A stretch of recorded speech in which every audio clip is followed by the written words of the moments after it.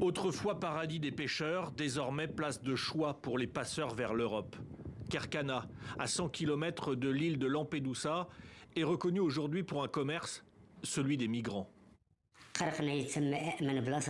Kerkena est considéré comme l'endroit le plus sûr pour la migration clandestine.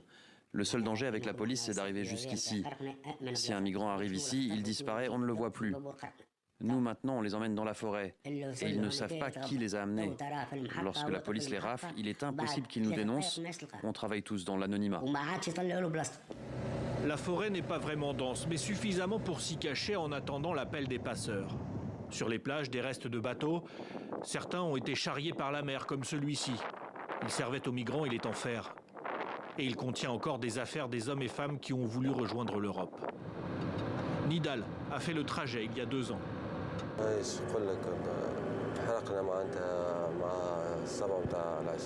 Nous avons immigré clandestinement il y a 2 ans. À l'époque, nous avons quitté Kerkena vers 7 h du soir. Nous sommes arrivés à 9 h du matin en Italie et nous avons passé 11 heures en mer. Ce furent des heures difficiles pendant lesquelles la mort nous guettait. J'ai été accueilli dans le centre en Italie, puis j'ai déménagé en France et j'ai commencé à me battre pour trouver un travail. J'étais très fatigué. 2 ans d'exil, des papiers français obtenus pour être libre de ses mouvements et le retour à Kerkena. Il reprend ses études et travaille grâce à sa voiture qu'il a achetée avec ses économies. L'été, il effectue des livraisons et Nidal est un exemple sur lequel les migrants d'aujourd'hui s'appuient, sans penser au risque. Cet été, ce jeune homme de 17 ans a décidé de tenter sa chance.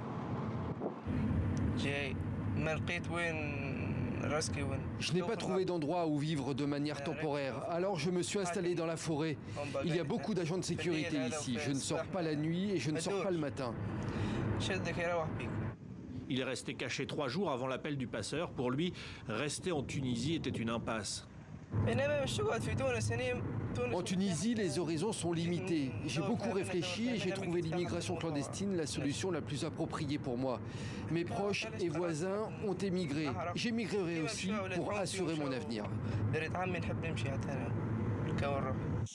3 jours après ce tournage, le jeune homme est arrivé sain et sauf en Italie, à bord d'un bateau d'une centaine de personnes. Il est aujourd'hui dans un centre d'accueil. La Tunisie et l'Union européenne ont signé en juillet un accord pour lutter contre l'immigration irrégulière. Il prévoit une aide de l'UE de 105 millions d'euros.